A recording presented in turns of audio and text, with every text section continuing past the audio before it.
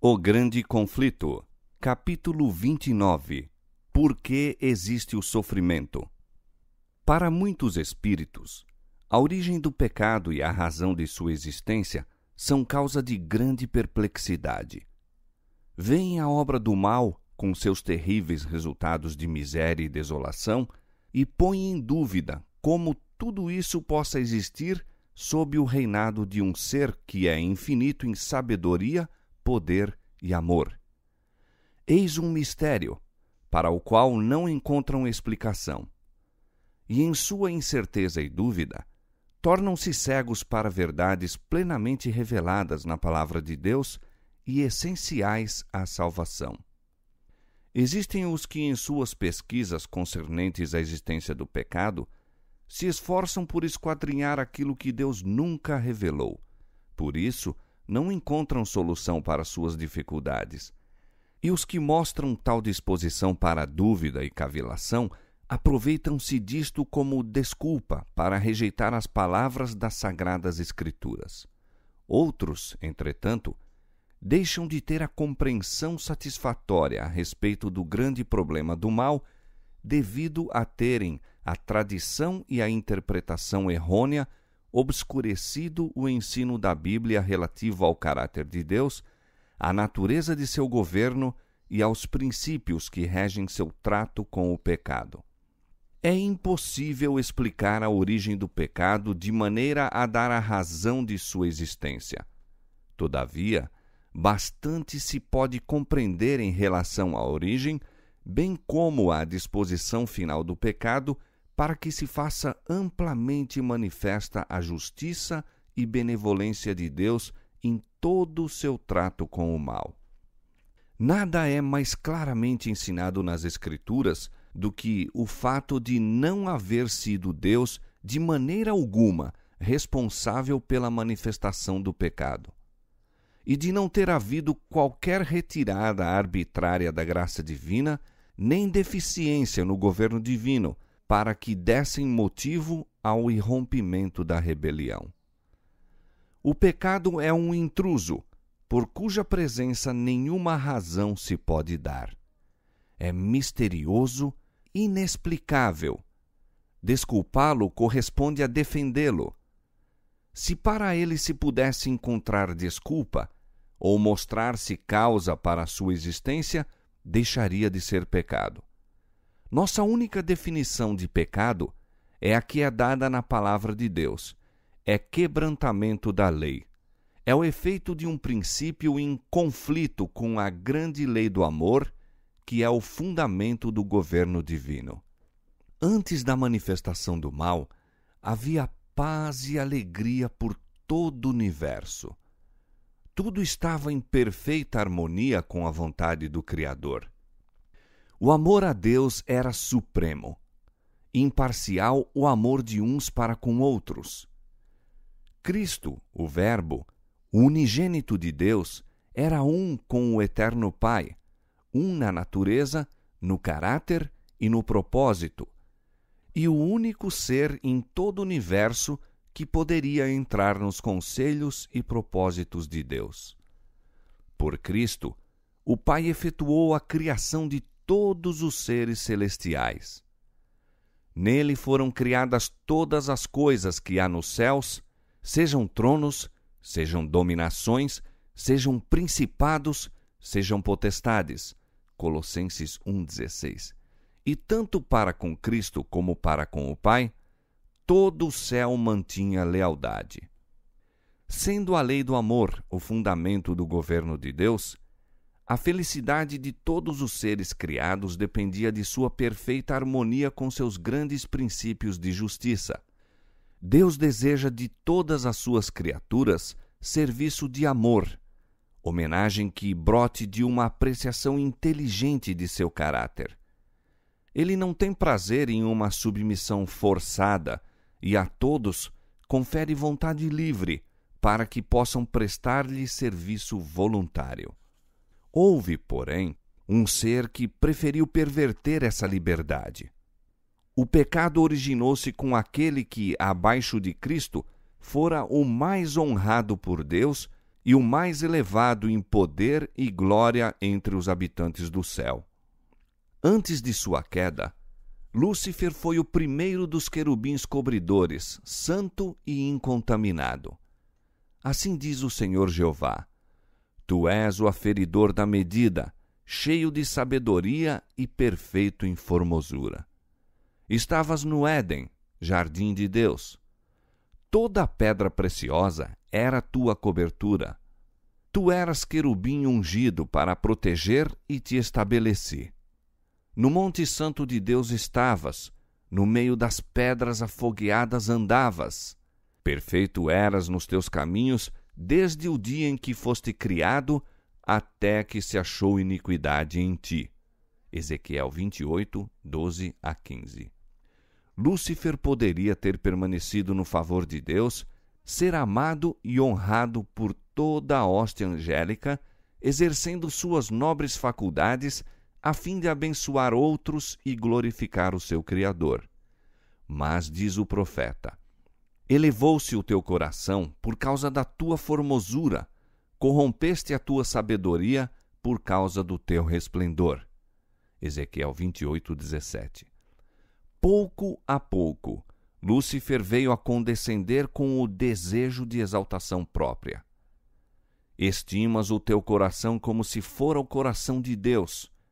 E tu dizias: acima das estrelas de Deus exaltarei o meu trono, e no monte da congregação me assentarei.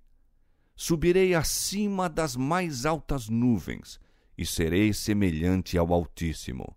Ezequiel capítulo 28, verso 6, e Isaías capítulo 14, versos 13 e 14. Em vez de procurar fazer com que Deus fosse supremo nas afeições e lealdades de suas criaturas, era o esforço de Lúcifer conquistar para si o seu serviço e homenagem, e cobiçando a honra que o infinito Pai conferira a seu filho, este príncipe dos anjos aspirou ao poder cujo uso era prerrogativa de Cristo unicamente. O céu todo se regozijava com refletir a glória do Criador e celebrar o seu louvor. E enquanto Deus assim fora honrado, tudo era paz e alegria. Uma nota dissonante, porém, deslustrava agora as harmonias celestiais. O serviço e exaltação em prol do eu, contrários ao plano do Criador, despertavam prenúncios de males nas mentes para as quais a glória de Deus era suprema. Os concílios celestiais instavam com Lúcifer. O Filho de Deus lhe apresentava a grandeza, a bondade e a justiça do Criador e a natureza sagrada e imutável de sua lei. Deus mesmo havia estabelecido a ordem do céu, e afastando-se dela, Lúcifer desonraria seu Criador, trazendo sobre si a ruína. Mas a advertência feita com amor e misericórdia infinitos unicamente suscitou o espírito de resistência. Lúcifer permitiu que prevalecesse a inveja para com Cristo e mais decidido se tornou. O orgulho de sua própria glória alimentava o desejo de supremacia. As elevadas honras conferidas a Lúcifer não eram apreciadas como um dom de Deus e não despertavam gratidão para com o Criador. Ele se gloriava em seu resplendor e exaltação e aspirava a ser igual a Deus. Era amado e reverenciado pela hoste celestial. Anjos deleitavam-se em executar suas ordens, e mais que todos eles, estava revestido de sabedoria e glória. Todavia, o Filho de Deus era o reconhecido soberano do céu, igual ao Pai em poder e autoridade. Em todos os conselhos de Deus, Cristo tomava parte, enquanto a Lúcifer não era assim permitido entrar em conhecimento dos propósitos divinos. Por que, perguntava o poderoso anjo, deveria Cristo ter a supremacia? Por que é ele desta maneira mais honrado do que Lúcifer? deixando seu lugar na presença imediata de Deus, saiu a difundir o espírito de descontentamento entre os anjos. Operando em misterioso segredo e escondendo durante algum tempo seu intuito real sob o disfarce de reverência a Deus, esforçou-se por suscitar o desgosto em relação às leis que governavam os seres celestiais, insinuando que elas impunham uma restrição desnecessária. Visto serem de natureza santa, insistia em que os anjos obedecessem aos ditames de sua própria vontade. Procurou arregimentar as simpatias em seu favor, propalando que Deus o tratara injustamente ao conferir honra suprema a Cristo. Alegava que, anelando maior poder e honra, não pretendia a exaltação própria, mas procurava conseguir liberdade para todos os habitantes do céu, a fim de, por este meio, poderem alcançar condição mais elevada de existência. Deus, em sua grande misericórdia, suportou longamente a Satanás. Este não foi imediatamente degradado de sua posição elevada, quando a princípio condescendeu com o espírito de descontentamento, nem mesmo quando começou a apresentar suas falsas pretensões diante dos anjos fiéis. Muito tempo foi ele conservado no céu. Reiteradas vezes lhe foi oferecido o perdão, sob a condição de que se arrependesse e submetesse. Esforços que apenas o amor e a sabedoria infinitos poderiam conceber, foram feitos a fim de convencê-lo de seu erro. O espírito de dissabor nunca dantes fora conhecido no céu. O próprio Lúcifer não via, a princípio, para onde estava a encaminhar-se. Não compreendia a verdadeira natureza de seus sentimentos. Mas, sendo-lhe demonstrado que seu descontentamento era sem causa, convenceu-se Lúcifer de que estava em erro, de que as reivindicações divinas eram justas e de que as deveria reconhecer como tais perante todo o céu. Houvesse ele feito isto, e poderia haver salvo a si mesmo e a muitos anjos. Por esse tempo não havia ainda renunciado completamente à sua fidelidade para com Deus. Posto que houvesse perdido a posição de querubim cobridor, teria sido reintegrado em seu mistério caso houvesse desejado voltar a Deus, reconhecendo a sabedoria do Criador e estivesse satisfeito por preencher o lugar a ele designado no grande plano de Deus. Mas o orgulho o impediu de submeter-se.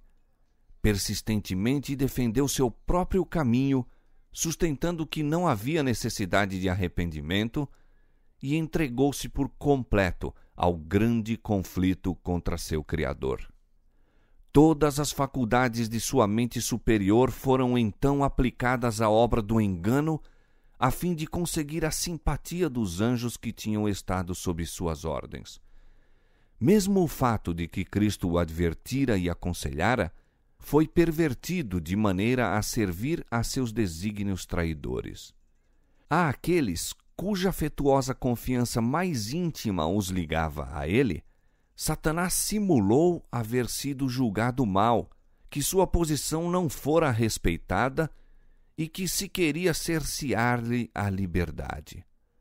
Da falsa interpretação das palavras de Cristo, passou à prevaricação e à falsidade direta, acusando o Filho de Deus de intentar humilhá-lo perante os habitantes do céu. Procurou também criar uma falsa situação entre ele próprio e os anjos fiéis. A todos quantos não pôde subverter e levar completamente para seu lado, acusou-os de indiferença aos interesses dos seres celestiais. A mesma obra que ele próprio estava a fazer, atribuiu-a aos que permaneciam fiéis a Deus. E com o fim de sustentar sua acusação de injustiça por parte de Deus para com ele, recorreu à falsa interpretação das palavras e atos do Criador. Era sua tática tornar perplexos os anjos pelos capciosos argumentos relativos aos propósitos divinos. Tudo o que era simples, ele envolvia em mistério, e mediante artificiosa perversão lançava dúvida às mais compreensíveis declarações de Jeová.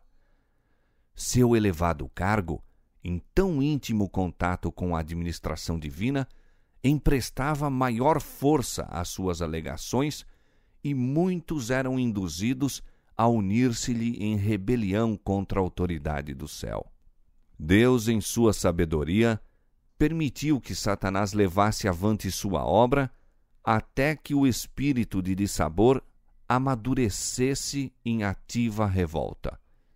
Era necessário que seus planos se desenvolvessem completamente para que sua verdadeira natureza e tendência pudessem ser vistas por todos.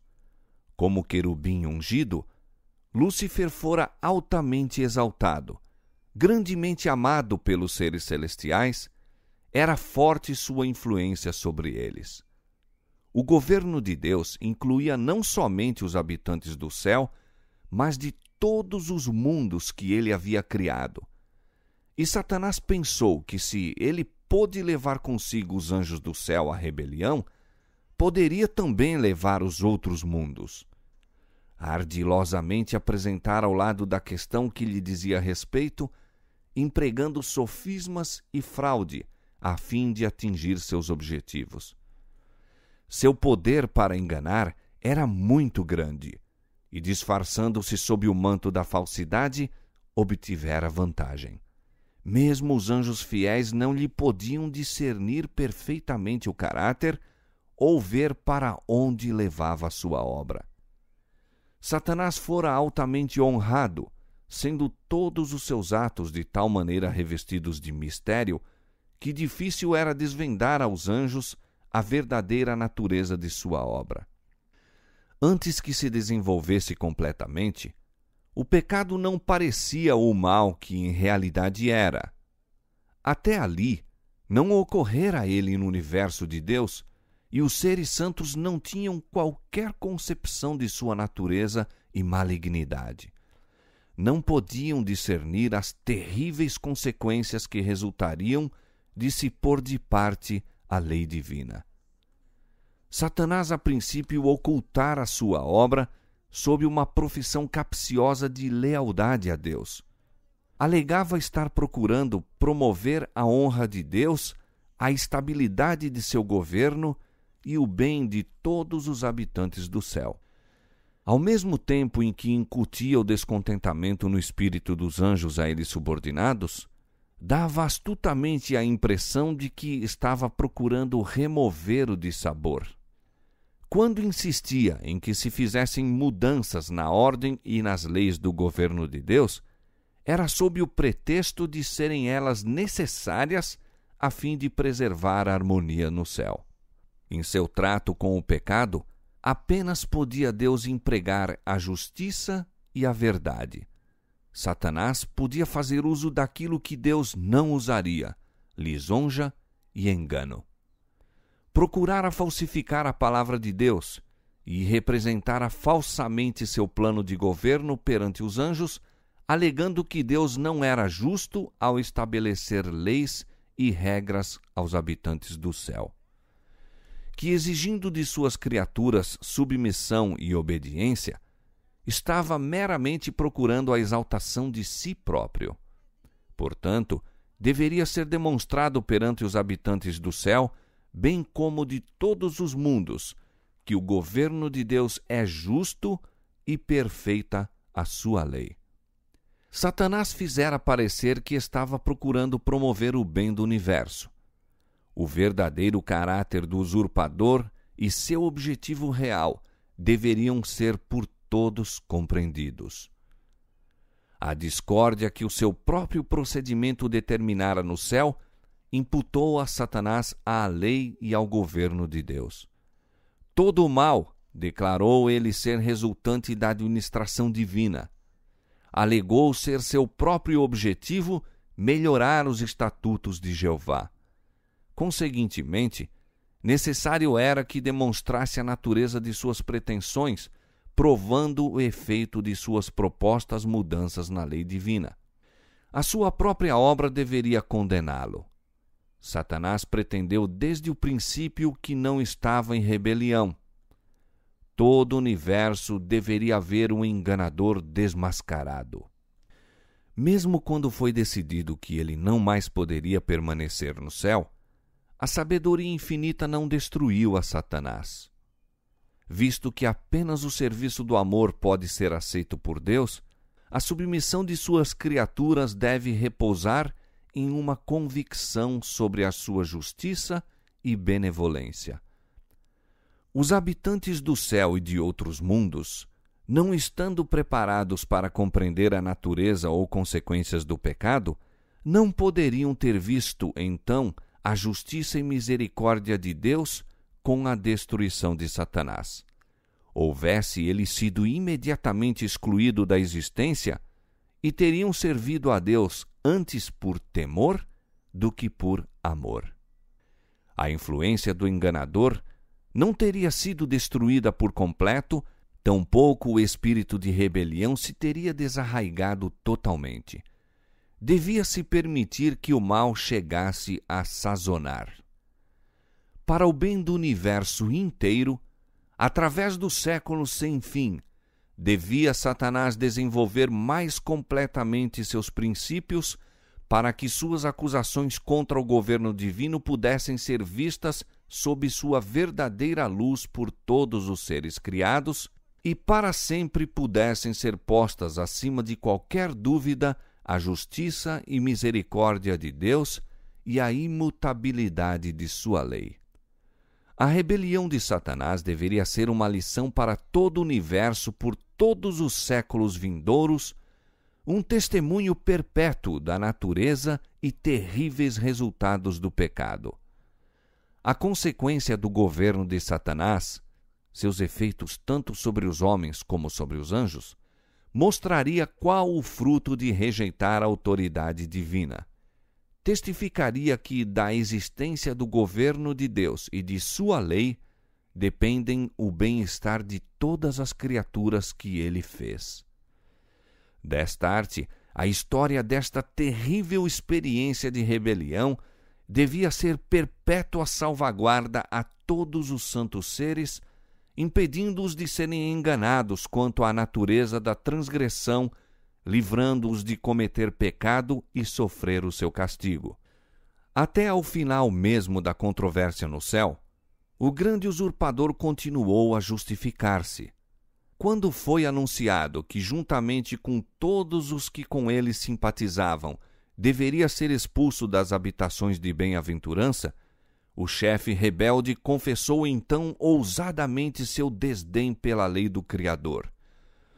Reiterou sua pretensão de que os anjos não necessitam ser dirigidos, mas que deveriam ser deixados a seguir sua própria vontade, que sempre os conduziria corretamente. Denunciou os estatutos divinos como restrição à sua liberdade, declarando ser de seu intento conseguir a abolição da lei, que, livres desta restrição, as hostes do céu poderiam entrar em condições de existência mais elevada, mais gloriosa. Concordemente, Satanás e sua hoste lançaram a culpa de sua rebelião inteiramente sobre Cristo, declarando que se eles não houvessem sido exprobrados, não se teriam rebelado. Assim, obstinados e arrogantes em sua deslealdade, procurando em vão subverter o governo de Deus, ao mesmo tempo que, blasfemando, pretendiam ser vítimas inocentes do poder opressivo, o arqui-rebelde e seus sequazes foram afinal banidos do céu. O mesmo espírito que produziu a rebelião no céu ainda inspira a rebelião na terra. Satanás tem continuado com os homens o mesmo estratagema que adotou em relação aos anjos. Seu espírito ora reina nos filhos da desobediência. Semelhantes a ele, procuram romper as restrições da lei de Deus prometendo liberdade aos homens por meio da transgressão dos preceitos da mesma. A reprovação do pecado suscita ainda o espírito de ódio e resistência. Quando a consciência é divertida pelas mensagens divinas, Satanás leva os homens a justificar-se e a procurar a simpatia de outros em seu caminho de pecado. Em vez de corrigirem seus erros, indignam-se contra aquele que reprova como se fora ele a causa única da dificuldade. Desde os dias do justo Abel até ao nosso tempo, este é o espírito que tem sido manifestado para com os que ousam condenar o pecado. Pela mesma representação falsa do caráter divino, por ele dada no céu, fazendo com que Deus fosse considerado severo e tirano, Satanás induziu o homem a pecar. E, logrando ser bem-sucedido nisto, declarou que as injustas restrições de Deus haviam motivado a queda do homem, assim como determinaram a sua própria rebelião. Mas o próprio Eterno proclama o seu caráter. Jeová, o Senhor, Deus misericordioso e piedoso, tardio em iras e grande em beneficência e verdade, que guarda a beneficência em milhares, que perdoa a iniquidade e a transgressão e o pecado, que ao culpado não tem por inocente. Êxodo 34, 6 e 7. Banindo Satanás do céu, declarou Deus a sua justiça e manteve a honra de seu trono. Quando, porém, o homem pecou, cedendo aos enganos desse espírito apóstata, Deus ofereceu uma prova de seu amor, entregando o unigênito Filho para morrer pela raça decaída. Na expiação revela-se o caráter de Deus. O poderoso argumento da cruz demonstra ao universo todo que o caminho do pecado, escolhido por Lúcifer, de maneira alguma era atribuível ao governo de Deus. Na luta entre Cristo e Satanás, durante o ministério terrestre do Salvador, foi desmascarado o caráter do grande enganador. Nada poderia tão eficazmente ter desarraigado de Satanás as afeições dos anjos celestiais e de todo o universo fiel, como o fez a sua guerra cruel ao Redentor do mundo. A ousada blasfêmia de sua pretensão de que Cristo lhe rendesse homenagem, seu pretensioso atrevimento ao levá-lo ao cume da montanha e ao pináculo do templo, o malévolo intuito que se denuncia ao insistir com ele para que se lançasse da vertiginosa altura, a malignidade vigilante que o assaltava de um lugar a outro, inspirando o coração de sacerdotes e povo a rejeitarem seu amor, e o brado final, crucifica-o, crucifica-o. Tudo isto despertou o assombro e a indignação do universo. Foi Satanás que promoveu a rejeição de Cristo por parte do mundo. O príncipe do mal exerceu todo o seu poder e engano a fim de destruir Jesus, pois viu que a misericórdia e amor do Salvador, sua compaixão e terna brandura, estavam representando ao mundo o caráter de Deus. Satanás contestava tudo a que o Filho do Homem visava, empregando os homens como seus agentes a fim de encher de sofrimento e tristeza a vida do Salvador. O sofisma e falsidade pelos quais procurava estorvar a obra de Jesus, o ódio manifesto por meio dos filhos da desobediência, suas cruéis acusações contra aquele cuja vida era de bondade sem precedentes, tudo proveio de um sentimento de vingança profundamente arraigado. Os fogos da inveja e maldade, ódio e vingança, que se achavam contidos, irromperam no Calvário contra o Filho de Deus, ao mesmo tempo que o céu todo contemplava a cena em silencioso horror. Ao ser consumado o grande sacrifício, Cristo ascendeu aos céus, recusando a adoração dos anjos antes que apresentasse o pedido: aqueles que me deste, quero que, onde eu estiver, também eles estejam, João 17, 24. Então, com amor e poder inexprimíveis, veio a resposta do trono do Pai. E todos os anjos de Deus o adorem. Hebreus 1:6. Mancha alguma repousava sobre Jesus. Terminara a sua humilhação, completara-se o seu sacrifício, fora-lhe dado um nome que é acima de todo nome. Apresentava-se agora sem escusa a culpa de Satanás. Ele revelava seu verdadeiro caráter como mentiroso e assassino. Viu-se que o mesmíssimo espírito com que governara os filhos dos homens, que estiveram sob seu poder, teria ele manifestado se lhe tivesse sido permitido dominar os habitantes do céu. Pretendera que a transgressão da lei de Deus traria liberdade e exaltação. Viu-se, porém, que resultava em degradação e cativeiro. As mentirosas acusações de Satanás contra o caráter e governo divinos apareceram sob sua verdadeira luz. Acusou a Deus de procurar simplesmente a exaltação de si mesmo, exigindo submissão e obediência de suas criaturas, e declarou que, enquanto o Criador reclamava a abnegação de todos os outros, ele próprio não a praticava e não fazia sacrifício algum. Viu-se agora que, para a salvação de uma raça caída e pecadora, o governador do universo fizera o máximo sacrifício que o amor poderia efetuar. Pois Deus estava em Cristo, reconciliando consigo o mundo. 2 Coríntios 5,19. Viu-se também que, enquanto Lúcifer abrira a porta para o pecado pelo seu desejo de honras e supremacia, Cristo, a fim de destruir o pecado, se humilhara e se fizera obediente até a morte. Deus manifestara sua repulsa aos princípios da rebelião. O céu todo viu a sua justiça revelada, tanto na condenação de Satanás, como na redenção do homem. Lúcifer declarara que, se a lei de Deus fosse imutável e seu castigo não pudesse ser abrandado, todos os transgressores deveriam ser para sempre privados do favor do Criador.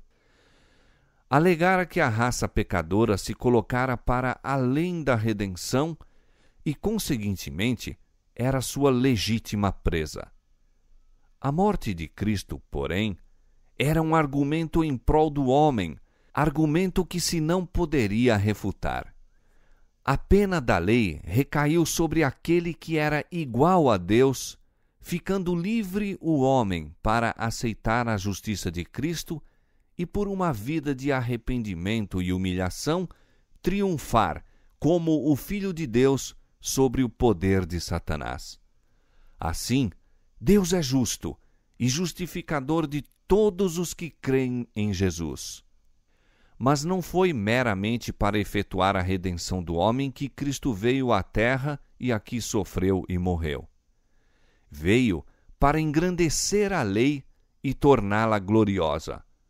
Não somente para que os habitantes deste mundo pudessem considerar a lei como esta deveria ser considerada, mas para demonstrar a todos os mundos do universo que a lei de Deus é imutável. Pudessem seus requisitos ser postos de lado, e o Filho de Deus não necessitaria, então, haver dado a sua vida para expiar a transgressão da mesma. A morte de Cristo prova ser ela imutável, e o sacrifício a que o amor infinito induziu o Pai e o Filho, a fim de que os pecadores pudessem ser salvos, demonstra ao universo todo, e nada menos que este plano de expiação teria bastado para fazer, que a justiça e a misericórdia são o fundamento da lei e do governo de Deus. Na execução final do juízo, ver-se-á que nenhuma causa existe para o pecado. Quando o juiz de toda a terra perguntar a Satanás: "Por que te rebelaste contra mim e me roubaste os súditos de meu reino?", o originador do mal não poderá apresentar resposta alguma. Toda a boca se fechará e todas as hostes rebeldes estarão mudas. A cruz do Calvário, ao mesmo tempo em que declara ser imutável a lei, proclama ao universo que o salário do pecado é a morte. No brado agonizante do Salvador, está consumado, soou a sentença de morte de Satanás. Decidiu-se então o grande conflito que durante tanto tempo estivera em andamento e confirmou-se a extirpação do mal. O Filho de Deus transpôs os umbrais do túmulo a fim de que pela morte aniquilasse o que tinha o império da morte, isto é, o diabo. Hebreus 2,14. O desejo de exaltação própria por parte de Lúcifer levara-o a dizer: acima das estrelas de Deus exaltarei o meu trono, serei semelhante ao Altíssimo. Declara Deus: e te tornei em cinza sobre a terra, e nunca mais serás para sempre. Isaías capítulo 14, versos 13 e 14, Ezequiel capítulo 28, versos 18 e 19. Quando vier aquele dia, ardendo como forno, todos os soberbos e todos os que cometem impiedade serão como palha. E o dia que está para vir os abrasará, diz o Senhor dos Exércitos, de sorte que lhes não deixará nem raiz nem ramo. Malaquias 4, 1. O universo todo será testemunha da natureza e resultados do pecado. E seu completo extermínio, que no princípio teria acarretado o temor dos anjos, desonrando a Deus, reivindicará agora o seu amor e estabelecerá a sua honra perante a totalidade dos seres que se deleitam em fazer a sua vontade e em cujo coração está a lei divina. Jamais o mal se manifestará de novo, diz a palavra de Deus. Não se levantará por duas vezes a angústia. Naum capítulo 1, verso 9. A lei de Deus, que Satanás increpara de jugo de servidão, será honrada como a lei da liberdade. Uma criação experimentada e provada nunca mais se desviará da fidelidade para com aquele cujo caráter foi perante eles amplamente manifesto como expressão de amor insondável e infinita sabedoria.